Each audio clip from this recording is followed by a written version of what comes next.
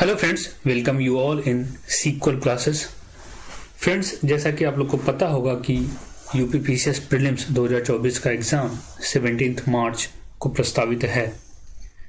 इस एग्ज़ाम को ध्यान में रखते हुए हमने एक ये वीडियो सीरीज़ बनाई है जिसमें यूपीपीसीएस प्रीलिम्स के प्रीवियस ईयर के क्वेश्चंस, उनके आंसर्स और उन आंसर्स के इर्द गिर्द कुछ फैक्ट्स डिस्कस होंगे।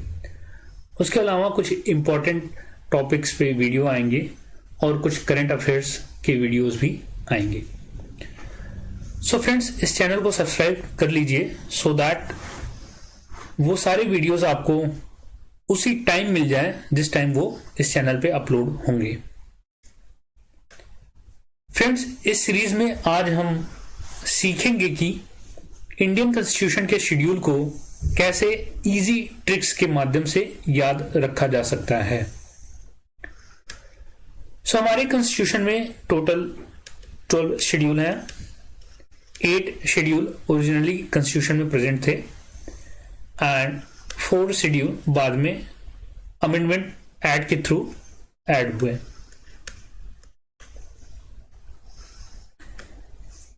पहला शेड्यूल है the union and it's territories.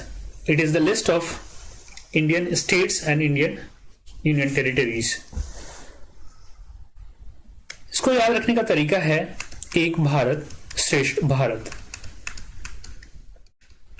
एक भारत श्रेष्ठ Bharat. So first schedule is related to the Indian territories. Second one is it deals with the provisions related to the emoluments, allowance and privileges to whom President, Governor, Speaker, Deputy Speaker of Lok Sabha, Chairman, Deputy Chairman of Rajya Sabha, Speaker, Deputy Speaker of Legislative Assembly, Chairman, Deputy Chairman of Legislative Council, Judges of Supreme Court and High Court, as well as CAG. इस schedule को याद कर सकते हैं इस माध्यम से। दो क्या दो? भत्ता दो, पैसे दो।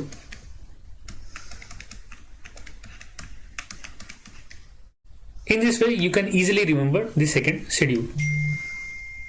Third one, it consists of the forms of oath and affirmation. किनके लिए? The union ministers, the candidate of parliamentary elections, the member of parliament, the judges and Supreme Court, the comptroller and auditor general of India, the state ministers, the candidates of state legislature elections, member of state legislature, the judges of high court. इस schedule को ऐसे याद रख सकते हैं। 3 rhymes with लीन। लीन किसमें? प्रार्थना और प्रतिज्ञा। सो 3 is related to pratigya and that is forms of oath and affirmations. Now next one, 4th schedule. It deals with the provisions related to the allocation of seats in Rajya Sabha to the states and union territories. Now how we can remember this? 4 and that is chair, and chair implies to seats in Rajya Sabha. Seats in Rajya Sabha. Next one, 5th schedule. It consists of provisions related to the administration and control of scheduled areas and scheduled tribes in India. इसको याद रखने का तरीका 5 rhymes with नाच and that is dance. So all of you know that tribal dances बहुत famous होते हैं। So 5 rhymes with नाच and the moment नाच came in your mind, you can easily remember that tribal dances are very very famous. So 5 is related to the tribal. In this way you can remember that schedule 5th is related to the administration and control of scheduled areas and scheduled tribes in India. इसमें बहुत कुछ logic नहीं है, but in examination you just need some clue जिससे आप answers को select कर सके या किसी फैक्ट को याद कर सके। Next one, 6th schedule. This schedule deals with the provisions related to the administration of tribal areas in the state of Assam, Meghalaya, Tripura and Mizoram। इसको याद रखने का तरीका, जितने लोग तैयारी कर रहे हैं उनको 6 AM पे जागना कंपलसरी है एट लीस्ट, और इस 6 AM में 2 लेटर और बढ़ा देंगे TM, 6 AM TM। So 6th schedule related to the tribal areas in the state of AM TM and they are Assam, Meghalaya, Tripura and Mizoram. Next one, 7th schedule. It consists of 3 lists which divide the power between union and states, and these lists are union list, state list and concurrent list। इसको कैसे याद रख सकते हैं? 7 and that is शक्ति,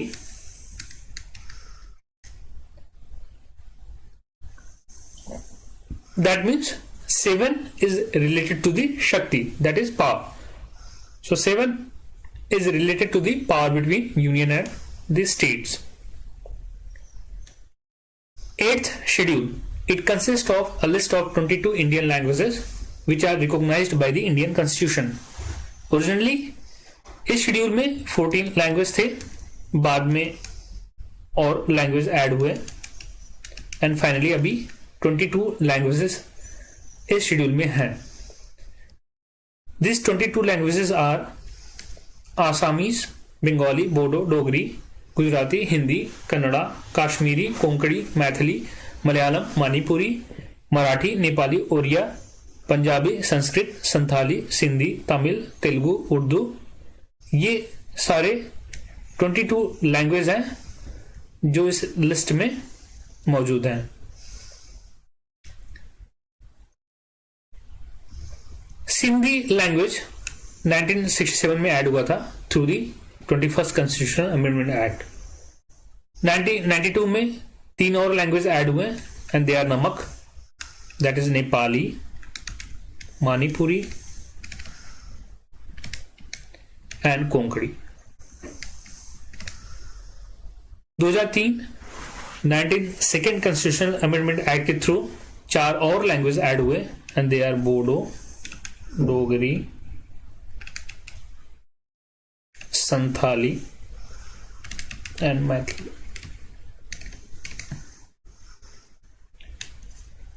Next one is 9th schedule. So this schedule contains, before that let's see trick to remember schedule 8। अगर आप land पे हो you can go in 8 direction। So these are 8 direction, और इन 8 डायरेक्शन में जाने के लिए और किसी पीपल से बात करने के लिए, इन डायरेक्शन में किसी भी पीपल से बात करने के लिए what you need language. So in 8 direction में इंटरैक्ट करने के लिए you need language. So 8 related to the languages which are recognised by Indian constitution. ठीक है, so we will move to next one, that is 9th schedule. So this schedule contains certain acts and regulation which were not coming under the judicial review। पहले ये judicial review में नहीं आते थे, but 1973 में basic structure का concept आया था। सो जो भी act and regulation basic structure को वायलेट करेंगे they will come under the judicial review. But इसे याद करेंगे ऐसे, no, that is no, and that is no judicial review, no judicial review।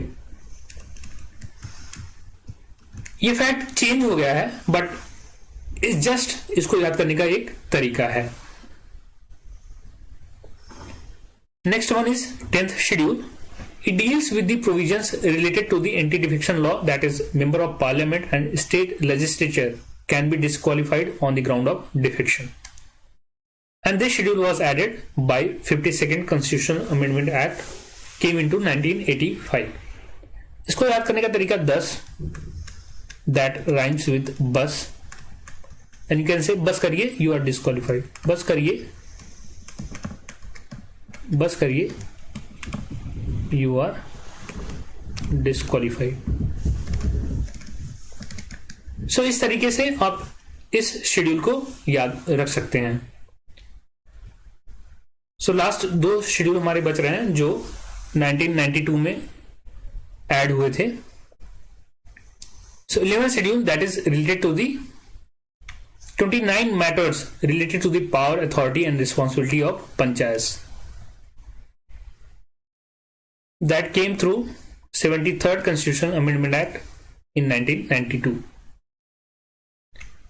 The last one is related to the 18 matters related to municipalities, power, authority and responsibilities.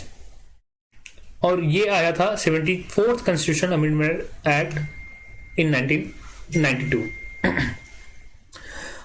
ये 2 schedule का कोई अभी trick नहीं है, but you can easily remember they are the last 2 schedules and they are related to Panchayati Raj.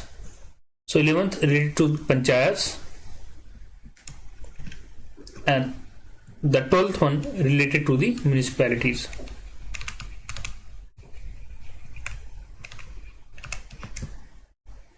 So friends, हमारा ये video यहीं पे खत्म होता है। होप आप अब शेड्यूल को बहुत इजीली याद रख सकते हैं।